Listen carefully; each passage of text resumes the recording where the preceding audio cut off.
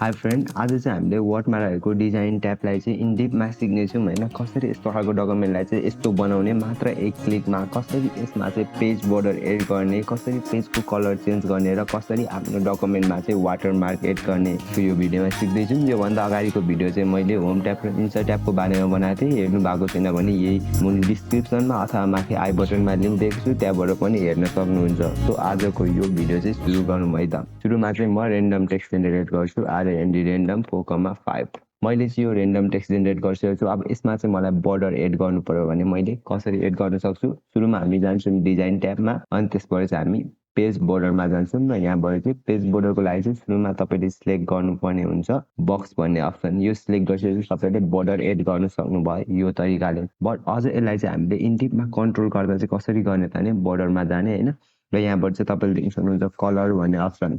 योभन्दा सुरुमा चाहिँ यहाँ चाहिँ प्रिभ्यू देखाउँछ है त। अब यहाँनिर हेर्नु है त, मैले योवाला सिलेक्ट गरेँ भने यस्तो खालको मेरो बोर्डर एड हुन्छ। र विथ भनेको चाहिँ हामीले बोर्डरको साइजलाई बढाउनु मिल्छ क्या। जस्तै मैले चाहिँ यो राखेँ होइन, ओके गरेँ होइन, अब यस्तो खालको बोर्डर यहाँनिर आयो नि त। यस्तै हामीले चाहिँ अब बोर्डरको कलर चेन्ज गर्नु भने चाहिँ कलर भन्ने अप्सनमा चुज गरेर चाहिँ यसको कलर चेन्ज गर्न सक्छौँ। अहिले चाहिँ मैले रेड कलरको बोर्डर एड गरेँ। अब ओके गरेँ भने मेरो बोर्डर चाहिँ यहाँनिर एप्लाई हुन्छ। बट यो भन्दाखेरि मेन इम्पोर्टेन्ट कुरा चाहिँ हामीले जान्नुपर्ने बोर्डर एप्लाई टु भन्ने अप्सन छ नि। अब यो होल डकुमेन्टमा हो कि यो सेक्सनमा मात्र हो कि अथवा फर्स्ट पेजमा मात्र एड गर्ने हो? यदि फर्स्ट पेजमा मात्र एड गर्ने भने दिस सेक्सन अन्ली अथवा फर्स्ट पेज गर्नु पर्यो अनि ओके। अब चाहिँ मेरो यो सेक्सनमा मात्र एप्लाई भयो होइन। म चाहिँ केही नयाँ डकुमेन्टहरू बनाउँछु है त, त्यहाँ चाहिँ मेरो बोर्डर एड भएको छैन नि त, किनकि मैले फर्स्ट पेजमा मात्र एड गरेको थिएँ, त्यसैले चाहिँ मेरो फर्स्ट पेजमा मात्र एड भएको हो। अब फेरि म यहाँ जान्छु र बोर्डरलाई चाहिँ हामीले यो 8 भन्ने अप्सनमा क्लिक गऱ्यो भने धेरै डिजाइनहरू दिएको छैन, यो चाहिँ हामी युज गर्न सक्छौँ कुनै पनि सर्टिफिकेटहरू बनाउँदाखेरि। जस्तै यो फ्रेमवाला युज गरौँ न त होइन। म यसलाई चाहिँ रेड कलर होइन येल्लो कलर दिन चाहन्छु। येल्लो कलरमा गएँ अनि मेरो सिलेक्टेड छ अल, अनि विथ टर्न टिपिटी फर्स्ट पेजमा मात्र, अनि त्यहाँदेखि ओके। येल्लो कलरको यसरी एड भएर आएन होइन, यसरी तपाईँले बोर्डर एड गर्नु सक्नुहुन्छ। अब यसलाई चाहिँ यहाँनिर छ अनि टपको चाहिएन भने यो पनि क्लिक गर्नु सक्नुहुन्छ। त्यो खालको बोर्डर चाहियो भने यसलाई गर्ने अनि ओके गर्ने, यो वाला बोर्डर एड भएर आउँछ।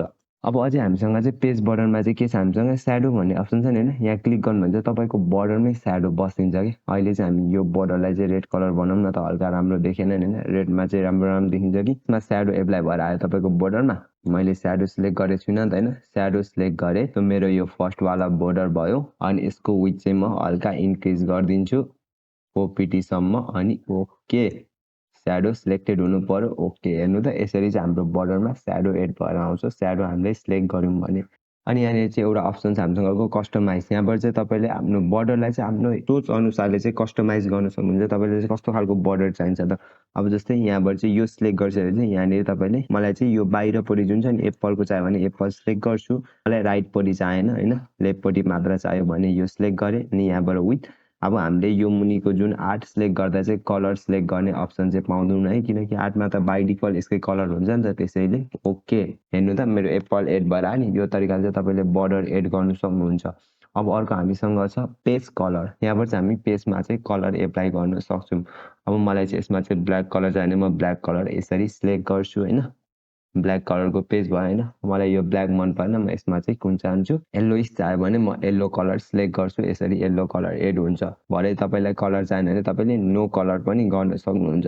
अब पेज कलरमा हामीसँग के छ अर्को मोर कलर भन्ने अप्सन छ। यदि हामीलाई चाहिँ यहाँनिर यो भएको कलर बाहेक अरू कलर चाहियो भने चाहिँ हामी मोर कलरमा क्लिक गर्छौँ र यहाँबाट चाहिँ स्ट्यान्डर्ड कलरबाट सिलेक्ट गर्दा पनि भयो अथवा कस्टम कलरबाट सिलेक्ट गर्दा पनि भयो आफूलाई चाहिएको कलर, ओके। अनि यसरी कलर एप्लाई भएर आउँछ। यहाँदेखि अर्को अप्सन छ नि हामीसँग फिल इफेक्ट भन्ने। यहाँनिर क्लिक गऱ्यौँ भने चाहिँ हाम्रो ग्रेडियन्ट, टेक्सचर, प्याटर्न र पिक्चरहरू चाहिँ एड गर्नु पाउँछौँ कि। जस्तै मैले यो वाला प्याटर्न चाहिँ एड गर्नुपर्ने यहाँ क्लिक गर्छु। यहाँबाट चाहिँ कुन कलर एड गर्नु पर्यो, फोरग्राउन्ड र ब्याकग्राउन्ड कलर हुन्छ। मलाई चाहिँ रेड कलर मनपर्छ, त्यसले मैले रेड सिलेक्ट गर्छु। ब्याकग्राउन्ड चाहिँ मेरो हल्का येल्लोइस होस् न त होइन, यस्तो खालको ओके। हेर्नु त यस्तो खालको प्याटर्न एड भएर आयो। जस्तै अब फेरि यहाँ जानु, फिल इफेक्टमा जानु र यहाँबाट चाहिँ पिक्चर एड गर्ने भने पिक्चरमा जानु अनि सिलेक्ट पिक्चर गरेर चाहिँ एउटा पिक्चरलाई चाहिँ हाम्रो पिसीबाट सिलेक्ट गर्दा पनि भयो अथवा बिङबाट सिलेक्ट गर्दा पनि भयो यदि इन्टरनेटको कनेक्सन छ भने। अब यहाँबाट चाहिँ म यो बिचेसवाला पिक्चर चाहिँ सिलेक्ट गर्छु होइन। म यहाँबाट यो चुज गरेँ। इम्पोर्ट हुनु केही बेर टाइम लाग्छ किनकि डाउनलोड भएर आउँदैछ नि त, त्यसैले आइसकेको छ मेरो पिक्चर, ओके। यो तरिकाले चाहिँ हामीले ब्याकग्राउन्ड कलर पनि चेन्ज गर्न सक्छौँ। यो चाहिँ अब सबैमा लाग्यो है त यसरी होइन, सबैमा लाग्छ पेज कलर। अब तपाईँ चाहिँ एउटै पेजमा मात्र चाहिँ म कलर चेन्ज गर्छु, अरू पेजमा चाहिँ मेरो व्हाइट कलरै होस् भन्नु भने चाहिँ कसरी गर्ने त त्यो? त्यसको लागि चाहिँ हामीसँग एउटा तरिका छ होइन। यसको लागि चाहिँ सुरुमा हामी इन्सर्ट ट्याबमा जान्छौँ र यहाँबाट चाहिँ एउटा सेप लिन्छौँ। जस्तै म चाहिँ रेक्टेङ्गल सेप लिन्छु र यो मेरो A4 साइज पेपरको वरिपरि चाहिँ एउटा सेप ड्र गरिदिन्छु। यो तरिकाले मैले यसलाई ड्र गरेँ अनि यहाँबाट गएँ, मेरो टक्कसँगले यो सेप यहाँसम्म आइपुग्यो। ओके, अनि यहाँदेखि हामी के गर्ने, एउटा कलर चुज गर्ने है। सेपमा गएर चाहिँ यहाँबाट हामी फिलबाट कलर चुज गर्न सक्छौँ त आफूलाई मन परेको कलर यसरी चुज गर्ने। चुज गरिसकेपछि आउटलाइन छ नि त्यसलाई चाहिँ नो आउटलाइन बनाइदिने र यहाँबाट टेक्स्ट वाइपिङमा जाने अनि के गर्ने, बिहाइन्ड द टेक्स्ट गरिदिने। हेर्नु त यसरी तपाईँले एउटै मात्र पेजमा पनि कलर चेन्ज गर्न सक्नुहुन्छ। अब मलाई कलर होइन फोटो राख्नु छ भन्नुहुन्छ भने यहाँ जाने, पिक्चर सिलेक्ट गर्ने र यहाँबाट एउटा पिक्चर इन्सर्ट गरिदिने होइन। त्यो एकदम सजिलो छ। अब अर्को हामीसँग डिजाइन ट्याबमा छ वाटरमार्क भन्ने अप्सन। अब वाटरमार्कले चाहिँ कसरी काम गर्छ त, वाटरमार्कमा क्लिक गर्ने र हेर्नु त वाटरमार्कमा क्लिक गरेपछि मैले कन्फिडेन्सियल छ नि यो डायगोनल भन्छ यस्तोलाई चाहिँ क्लिक गरेँ भने आइदिन्छ कि। अब यो आयो नि डाइरेक्ट। अब मलाई चाहिँ डु नट कपी भनेर गरेँ भने यो पनि आइदियो। बट यसमा चाहिँ तपाईँलाई आफ्नो कम्पनीको नाम लेख्नु छ अथवा आफ्नो नाम लेख्नु छ भने के गर्नुहुन्छ, यहाँ सिलेक्ट गरेर चाहिँ कस्टम वाटरमार्कमा जाने अनि यहाँबाट चाहिँ यहाँ हेर्नु त डन्ट कपी भन्ने अप्सन छ नि टेक्स्ट, यहाँबाट चाहिँ चेन्ज गर्नु सक्नुहुन्छ टेक्स्टलाई। जस्तै मैले NEDUCATION।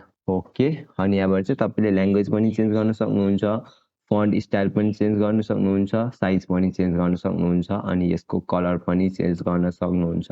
एप्लाई, हेर्नु त मेरो आएन होइन, डायगोनल बसिरहेछ। मलाई हरिजेन्टल चाहियो भने हरिजेन्टल सिलेक्ट गर्छु। मलाई डायगोनलै मनपर्छ सो मैले डायगोनलै सिलेक्ट गरेँ। यसको साइज मलाई 40 ठिक हुन्छ, सानो हुने रहेछ होइन, अलिकति ठुलो चाहियो भने 54। एप्लाई। अनि यहाँदेखि सेमी ट्रान्सप्यारेन्ट छ नि यसलाई अप्सनलाई अफ गर्नु भने चाहिँ यो तपाईँको सेमी ट्रान्सप्यारेन्ट चाहिँ हराएर जान्छ है त अनि हल्का उज्यालो देखिन्छ कि। यहाँदेखि सेमी ट्रान्सप्यारेन्टलाई अन गर्दा नै ठिक हुन्छ, बेस्ट हुन्छ, किनकि यो हुँदा चाहिँ हामीलाई यो टेक्स्ट छ नि अगाडिको पढ्नु सजिलो हुन्छ त्यसैले। अब यहाँबाट चाहिँ तपाईँले फन्ट चेन्ज गर्नु सक्नुहुन्छ। जस्तै मैले यो वाला फन्ट एप्लाई गरेँ, यसरी एप्लाई हुन्छ। यो त भयो, बट अब तपाईँले यसको ठाउँमा चाहिँ आफ्नो कम्पनीको लोगो एड गर्छ भने के गर्ने, पिक्चरमा जाने अनि यहाँबाट चाहिँ सिलेक्ट पिक्चरमा जाने र आफ्नो कम्पनीको लोगो कहाँ सेभ गर्नुभएको छ त्यसलाई चाहिँ एड गर्ने। अहिले चाहिँ म चाहिँ बिङ इमेज सर्चबाट चाहिँ एउटा लोगो एड गर्न चाहन्छु। यहाँ गएर मैले लोगो सर्च गरेँ। अब लोगो सर्च गर्दैछ होइन, यो वाला लोगो एड गर्छु, इन्सर्ट अनि मेरो लोगो चाहिँ यहाँ आइसकेको छ। यहाँबाट एप्लाई, यसरी चाहिँ मेरो यो लोगो आयो। अब हेर्नु त यो लोगो हल्का ट्रान्सप्यारेन्ट देखिरहेको छ नि त, म यसलाई चाहिँ वास आउटलाई क्लोज गरेँ भने हेर्नु त यसलाई चाहिँ अलिक चकिलो देखिन्छ कि एप्लाई होइन। अब यो हामीलाई चाहिँ पढ्दाखेरि डिस्टर्ब हुन्छ जस्तो लाग्छ भने हामी वास आउटै राख्छौँ। बट लोगोहरू हामीले चाहिँ यसरी ब्याकग्राउन्डमा राख्दाखेरि चाहिँ जहिले वास आउटमा राख्नु चाहिँ एउटा बेस्ट प्र्याक्टिस हुनेछ होइन। यसरी लोगोहरू राखिसकेपछि यसलाई ओके गर्यो, क्लोज भयो नि त। अब तपाईँलाई चाहिँ यो हटाउनु भन्यो भने चाहिँ कसरी हटाउने त यो लोगोलाई, फेरि वाटरमार्कमा जाने अनि कस्टम वाटरमार्कमा जाने, यहाँनिर छ नि नो वाटरमार्क, ओके गऱ्यो भने वाटरमार्क हराएर जान्छ। अथवा यहाँ गएर पनि रिमुभ वाटरमार्क गऱ्यो भने हाम्रो वाटरमार्क चाहिँ हराएर जान्छ। यसरी चाहिँ हाम्रो वाटरमार्क हराएर जान्छ। अब चाहिँ हामी एउटा बवालको कुरा सिक्नेछौँ है त। इन्सर्टमा गएँ, न्यूमा गएँ र मैले यो वाला डकुमेन्टलाई चाहिँ इन्सर्ट गरेँ। अब यहाँबाट चाहिँ हामीसँग हेर्नु त डेभलपमेन्ट अप्सनमा के छ, थिम्स भन्ने एउटा अप्सन छ नि, यो कस्तो बवाल हो कि युज गर्न जान्दैन। अब हेर्नु है त, एकचोटिमा चाहिँ म एकै क्लिकमा चाहिँ यसको सबै डिजाइनहरू चेन्ज गरिदिन्छु कि। कलरमा गएँ होइन, मेरो यो कलर एड भयो, अब यो भयो, मलाई यो वाला चाहिएन, यो वाला यहाँबाट चाहिँ चुज गरेर चाहिँ यसरी हामीले चाहिँ एकैचोटि कुनै पनि थिमको कलर अथवा कलरहरू चाहिँ चेन्ज गर्न सक्छौँ। अब यसको फन्ट चेन्ज गर्नु पर्यो भने हामी के गर्छौँ, फेरि यहाँनिर हामीसँग फन्ट भन्ने अप्सन छ, यहाँबाट चाहिँ यसको फन्ट स्टाइलहरू चेन्ज गर्न सक्छौँ। अब मलाई चाहिँ यो वाला फन्ट चाहियो भने यो क्लिक गरिदिन्छु, मेरो यसमा फन्ट पनि चेन्ज भयो। अनि यहाँबाट चाहिँ अर्को हामीसँग छ नि प्याराग्राफ स्पेसिङ भनेर। अब यहाँ मैले चाहिँ तपाईँहरूलाई होम ट्याब भन्दाखेरि चाहिँ यो स्पेसिङको बारेमा मजाले बुझाएको थिएँ नि, त्यही काम गर्ने हो यसले पनि, यो डिजाइन ट्याबमा रहेको प्याराग्राफ स्पेसिङले पनि। अब यहाँनिर टाइट भन्नुहुन्छ भने यो हाम्रो टाइट भएर बसिदिन्छ होइन। अनि यहाँदेखि ओपन भन्यो भने हेर्नु त हल्का खुल्ला खुल्ला भएर बसिन्छ नि त। सुरुमा यस्तो छ रिल्याक्स भन्ने हुन्छ र अर्को हामीसँग डबल स्पेसिङ भन्ने हुन्छ। यसरी चाहिँ टाढो टाढो गएर बसिरहेको छ दुईवटा टेक्स्टको बिचमा। यो चाहिँ मैले डिफल्टै राख्न चाहेँ। अनि यहाँबाट चाहिँ सेट एज डिफल्ट भन्यो भने हाम्रो डिफल्ट फर्मेटमा आउँछ। अब यहाँदेखि चाहिँ हामीसँग रहेको छ, यहाँनिर देख्न सक्नुहुन्छ थिममा डिफ्रेन्ट थिमहरू हुन्छ कि। अब जस्तै मलाई यो वाला चाहियो भने म यो थिममा सिलेक्ट गर्न सक्छु, मलाई यो वाला चाहियो भने यसमा सिलेक्ट गर्न सक्छु।